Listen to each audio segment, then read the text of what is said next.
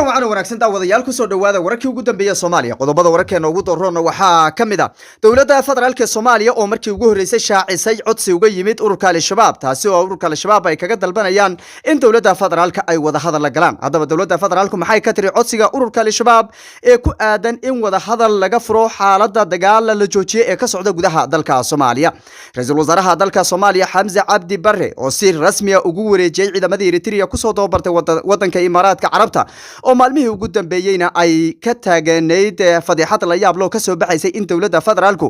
ay si guud 5,000 ee ciidan ee ku soo tababartay wadanka Eritrea ay la wareegeen wadanka isku taga Imaaraadka Carabta hadaba maxay tahay ujeedka dawladda federaalku ay ka leedahay ku wareejinta ciidamada wadanka Eritrea ku soo tababartay wadanka isku taga Imaaraadka Carabta oo si weyn hadalhayntiisa bilihii ugu dambeysayba ay ka soo baxaysay taasi oo ku aadanayd in Imaaraadka Carabtu uu ka mid yahay wadamada aan doonaynin in wadanka Soomaaliya ay ka dhalato nabad iyo waliba xasilooni iska horimaad ciidan oo ka dhacay gobolka Banaadir iyo waxa uu ku saabsan yahay xog faahfaahsan ayaan idinka haynaa dhinaca kale waxaynu eegi doonaa xogihii ugu dambeeyay magaalada Laascaanood iyo xiisada xoogan ee halkaasi ka taagan iyadoo labada dhinacba ay wadaan diyaar garowgii ugu dambeeyay iyo hub urursigii iyadoo ciidamada Somaliland ay ku soo qulqulayaan duleedka magaalada Laascaanood oo hadda ay gacanta ku hayaan ciidamada ACC iyo waliba dadka shacabka ee markaasi ka gadooday xaaladihii ugu dambeeyay maalmihii ugu dambeeyay ka dhacay magaalada Laascaanood ee xarunta gobolka Sool qodobadaasi kuwa kale oo faahfaahsan ayaad warkeena kaga bogan doontaan waxaana barnaamijka qaybiga la saaxiibka wacane oo isha ku hayay xaaladihii ugu dambeeyay wadanka Soomaaliya waxaanu soo aad iyo aad ba maasantay sintak aynu ku bilownay dawladda federaalka Soomaaliya markii ugu horeysay waxa ay shaacisay in ururka al-shabaab ay codsi u soo direen ku aadan in ay ururka al-shabaab diyaar u yihiin wada hadal ay la galaan dawladda federaalka Soomaaliya xilli ay ku jabeen ururka al-shabaab dagaaladii ugu dambeeyay dhowrkii bilood ee ugu dambeeyay ka socday gobolada dalka Soomaaliya ciidamada xoogga dalka Soomaaliyeedna ay guul weyn ay ka keeneen dagaaladii ururka al-shabaab ay la galeen bal wada hadalka ururka al-shabaab ay doonayaan in dawladda federaalku ay la galaan qaab noocee ah ayay doonayaan inay loola galo wada hadal aad iyo aad ba maasan tahay afartii bilood ee ugu dambeysayba dalka waxaa ka socday kacdoon xoogan oo looga soo horjeedo ururka argagixisada al-shabaab iyadoo waliba dadka deegaanka oo markaasi ka dhidhiyay dhowr iyo 10 sano oo cadaadis ay ku hayeen ururka al-shabaab isla markaana ay go'doomiyeen deegaanadoodii iyo waliba goboladoodii ayaa gabi ahaanba waxaa kacdoon waxa uu ka curtay andhaga gobolka Shabeellaha Dhexe iyo waliba gobolka Hiiraan taasi oo suurtagelisay in gabi ahaanba laga saaro ururka argagixisada al-shabaab walow ay jiraan deegaano aad u yar oo markaasi ururku ay wali gacanta ku hayaan tan iyo intaasi markii ay dhacday ururka al-shabaab waxa ay u kala jabeen laba qaybood ayadoo waliba dadka markaasi ama madaxda sare ururka ee ka soo jeedo gobolada koonfureed ay garwaaqsadeen inay xilligan tahay xilligii ay ka faa'iideysan lahayn dawladnimada ayagoo waliba tusaale iyo waliba cad markaasi ka dhiganaya wasiirka arrimaha diinta iyo qaafta Sheekh Muntaar Roobo Mansuur oo hore uga tirsanaan jiray ururka al-shabaab isla markaana ahaa horjoogayaasha ugu awoodda sareeya ururka argagixisada al-shabaab dhanka kale Mareykanka ayaa bilaabay isaguna cadaadis xoogan oo markaasi uu saarayo xubnaha ugu sareeya ururka al-shabaab iyadoo waliba uu soo saaray liis cusub oo markaasi ku dhex jira ganacsatada Soomaaliyeed dawladda federaalka Soomaaliya xubnaheeda sare iyo waliba qaar kamid ah dadka bulshada oo markaasi ayagu markaa isku dhex qarinayay ama markaasiba ahaa iska dhigay dad shacaba laakiin ugu dambeeyna urur Mareykanka uu soo saaray inay ka tirsan ururka al-shabaab waxaana uu saaray malaayiin dollar oo markaasi madax furasho ayuu madaxooda saaray iyadoo ugu dambeeyna ay ururka ku qasabtay inay gabi ahaanba maadaama culaysi xoogan ay kala kulmayaan oo la soo faqay xubnihii markaasi qarsoonaa ee lacagaha uga soo qaadaya dadka shacabka ah sidoo kalena isku xidhayay dawladda iyo ururka al-shabaab laftirkooda dabcan markaan ku leeyahay dawladda ururka al-shabaab waxaa jira xubno sidaan ogeynba oo baarlamaan ka tirsan wasiirada ka tirsan agaasimayaasha ka tirsan oo la shaqayn lahaa ururka al-shabaab sida ayba dawladda federaalka Soomaaliya ayada laftirkeeda ay xaqiijisay dhanka kalena waxaa culays ururku kaga imaado oo arrintan ku qasabtay in gabi ahaanba laga xiray goobihii dhaqaalaha uu ka soo galay haday noqoto ganacsatada dekada laftirkeeda oo ognahay ama dekadaha wadanka oo ay gacanta ku hayeen ama ay ku lahaayeen bagalangal xoogan oo dhanka ay jiraan dad markaasi dhaqaalaha uga soo arunayo si kastaba dawladda federaalka Soomaaliya waxay ahmiyadeeda koobaad saartay sidii gabi ahaanba ay wadanka uga xorin lahayd ururka al-shabaab iyadoo markii hore dawladdu ay qabsatay muddo 6 bilood haatan ay ka dhimantahay 2 bilood dhanka kalena dawladdu markii dambe ay ku dartay 6 bilood oo kale oo ay ka dhigtay sanad muddada lagu soo jarayo ururka argagixisada al-shabaab si kastaba ururka laftirkiisa madaxdii ugu sareysay ayaa u kala qaybsantay labo kala qaybsanaantan kuma keenin culayskan dawladdu ay saartay iyo cadaadiskan dhaqaalaha waxa ku keenay baa la dhihi karaa waxa dhintay maxaa la dhihi jiray ninkii ugu sareeyay ururkan oo loo yaqaan Axmed Diiriye dhimashadiisa kadibna ururku waxay isku khilaafeen sidii gebi ahaanba loogu dhiibi lahaa qof kasoo jeedo dhanka gobolada koonfureed uu noqon lahaa amiirkooda taasina waa lagu kala jabay oo waxaan ognahay in mar kasta oo ururka al-shabaab ay markaasi qof sare ay u magacaabayaan jagada ugu sarreyso waxaa laga soo xulaa ama laga soo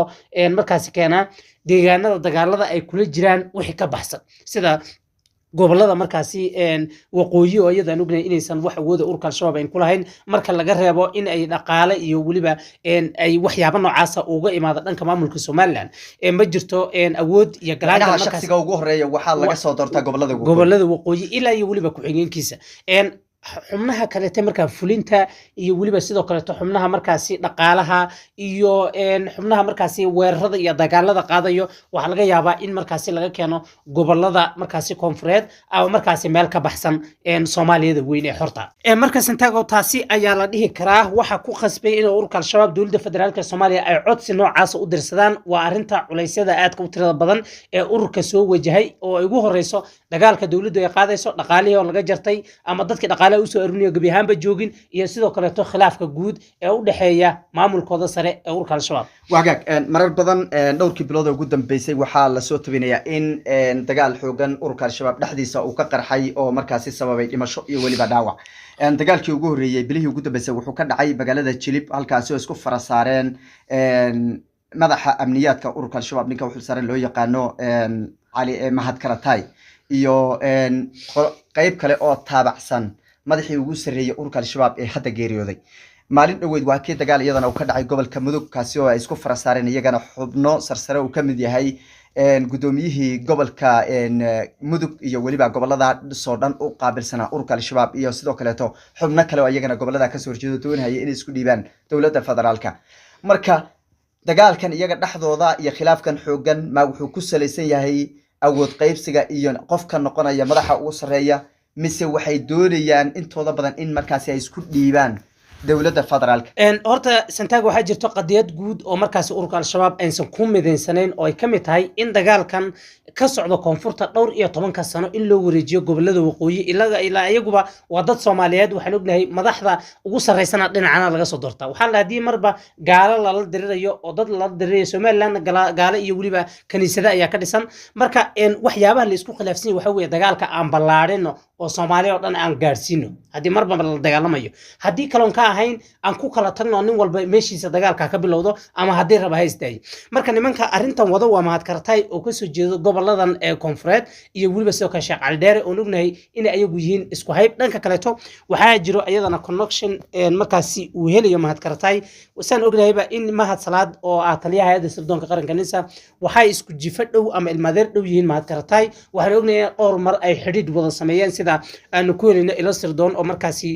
noo xaqiijiyo kulamo badan oo markaasi dhaxmaray si kasta markaad fiiriso waxaa jira markaasi waan socotay oo u dhaxaysay madaxdaasi gobolada koonfureed ka soo jeedo iyo waliba dawladda federaalka Soomaaliya marka arintan waxaa la dhihi karaa taasi daba joogta sidoo kalena waxaa loo saarin karaa khilaafka guud ee dalada ururka al-shabaab u dhaxeeya wagaag dagaalada dawladda federaalku ay furtay waxay ka socdeen sidaan ogsoonahay gobolka Shabeellada Dhexe Shabeellada Hoose Hiiraan Galgaduud iyo waliba gobolka Mudug dhinaca kale gobolka Bayo isagana ka tirsan maamulka koonfur galbeed dagaalo ururka al-shabaab lagu jiriyo waliba Bakool iyagana dagaalaha ka socda gobolka Gado inta badan ciidamada dawladda ayaa gacanta ku haya dawladda federaalku maxay tahay sababta ay uga hadli laadahay gobolka Jubbada Hoose iyo Jubbada Dhexe oo ururka al-shabaab ay gacanta ku hayaan xageeysa aadeen maamulkii gacanta ku hayay Jubbaland ee Axmed Maxamed Islaam madaxweynaha waxa dabcan horta qadiyadaasi waxaad moodaa dawladda federaalka Soomaaliya way ku adkaatay inay ka hadasho tii hore ee ka horeysay Xasan Sheekh Maxamuud oo ka ciidan badnayd oo ka awood badnayd oo isku duubnida markii la fiiriyo dhanka baarlamaanka dhanka awoodaha guud ee dawladda federaalka Soomaaliya ayaa ku adkaatay inay talaabo ka qaadaan wax la yiraahdo maamulka Jubbada Dhexe arintaasina waxa loo gol lahaa waxaa jirto maamul markaasi diyaarsan oo ciidamadiisa haysta iyo waliba sidoo kale ciidamada Kenya oo ayaga laftirkooda ka tirsan ciidamada midowga Afrika ayaa iyaguna ku sugan waxaad moodaa inay qadiyadaasi ay ku adkaatay dawlad kasta oo Soomaaliya soo martay xataa hadii noqoto tii Sheekh Shariif tii Xasan Sheekh Maxamuud ee ku horeysay Farmaajo laftirkiisa ay ku adkaatay iyo weliba xasan sheekh maxamuud oo ayada laftirkeeda haatan la sheegaya inuu diyaarinayo ciidamo markaasi uu rabo gebi ahaanba inuuba kula dagaalamo jubbaland xorta ay haatan maamulka uu ka arrimiyo marka si kasta marka la fiiriyo qadiyadan waxaad moodaa inay gebi ahaanba ay adag tahay ilaa iyo ay maamulka dadka u dhashay ay iyagu tallaabo ka qaadayaan ama al-shabaab la dagaalamayaan ama ay deynayaan ma jirto dowlad soomaaliyeed oo hadda la dhihi karo way u soo socotaa goboladaasi way aadi doontaa waxaadna moodaaba in la iska soo shamaynayo ururka al-shabaab oo laga soo shamaynayo gobolada dariska laha caasimada sida gobolka shabeellaha dhexe iyo weliba sidoo kale gobolka hiiraan meesha kalitaa loo soo shamaynayo ama loo soo wadana waa jubbada dhexe meeshaana cid ka saari doonta ururka al-shabaab ma jirto sida nimanka taalibaan ee dhowr iyo soddonka sano ka dagaalamayay wadanka afghanistan ayaa iyaguna ugu dambeyn ama wax ku qabsan doonaa ururka al-shabaab ama markaasi looga awood roonaan doonaa laakiin ma jirto dowlad soomaaliyeed oo hadda la dhihi karo qorshe rasmi ah ayaa uga diyaarsan gobolka jubbada dhexe ama maamulka jubbalandba ma jirto marka laga reebo in axmed madoobe lagu soo wajahan yahay oo asaga looba arkaba inuu yahay waxa al-shabaab halkaasi ku hayo bedelkii dowladdu ay la dagaal lahayd ururka al-shabaab sida ay ogala dagaalamayso gobolka hiiraan shabeelle iyo weliba gobolada baaya bakool iyo gobolka galguduud asaga laakiin gobolada kaleeto madaxweyne goboleedyada ayaa ciidamada horkacaya oo gubaabinaya shacabka oo ciidamada furimaha hore ee dagaalka ku sugan madaxweynihii jubbaland maxaa ku dhacay isagu ma la isdhihi karaa gacansaar heshiis ayaa ka dhexeeya ururka al-shabaab oo isagana inuu haysto magaalada kismaayo iyagana ay magaalooyinka kala haystaan arrintaasi caddayn oo ma hayno marka laga reebo eedaynta markaasi ay jeedinayaan dadka markaasi mucaaradku ku ah maamulka jubbaland laakiin waxaa jirto in maamulka jubbaland laftirkooda ay gacan bidixayn xoogan kala kulmayeen dowladdii hore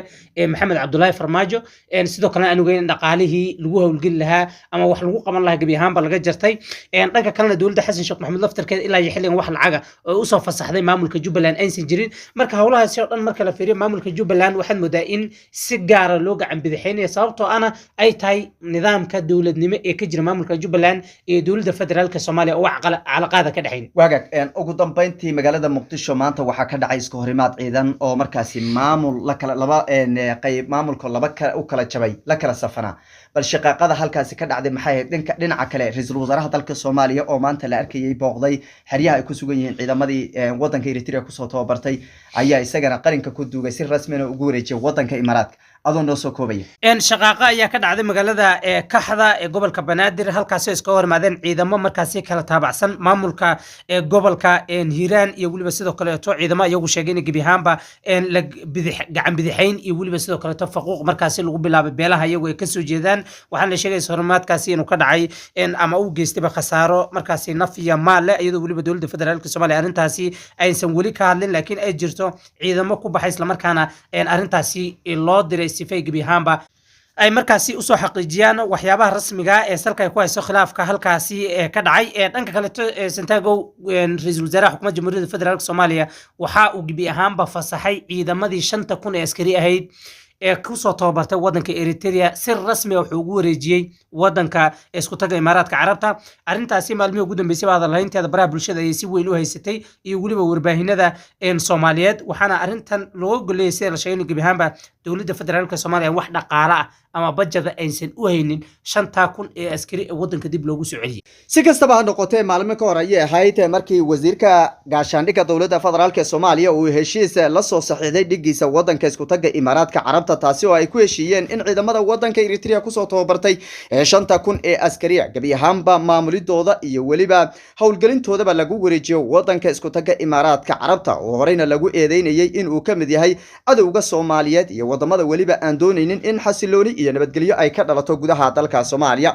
dhinaca kaleeto magaalada Laascaanood ee xarunta gobolka Sool wali waxaa ka socda xiisad xoogan oo u dhaxaysa ciidamada Somaliland oo kusoo qulqulahaya gobolka Sool taasi oo ay doonayaan in ay dib u qabsadaan magaalada Laascaanood oo hadda ay gacanta ku hayaan ciidamada ACC iyo waliba shacabka hubeysan ee markaasi ka gadooday tacadiyooyinkii iyo dhibaatadii xooganeed ee maalmihii ugu dambeeyay ciidamada Somaliland ay ka geysanayeen magaalada Laascaanood ee xarunta gobolka Sool dhinaca kaleeto xukuumadda Somaliland ayaa waxay shaaciyeen wafdi uu hogaaminayo wasiirka arrimaha gudaha ee maamulkaasi inuu soo gaaray magaalada Laascaanood halka dadka deegaankana ay noo xaqiijeen inay ku sugan yihiin wafdigaasi duleedka magaalada goobaha ay ciidamadoodu ku sugan yihiin iyagoo gabi ahaanba ka cabsi qaba soo gelida magaalada Laascaanood oo ay gacanta ku hayaan jabhadda ACC iyo waliba dadka hubeysan ee shacabka wixii ka soo korona daawadayaal warkeena dambe ayaan idinku soo gudbin doonaa tan iyo kulanti dambe waxaan idinka tegaynaa amaana Allah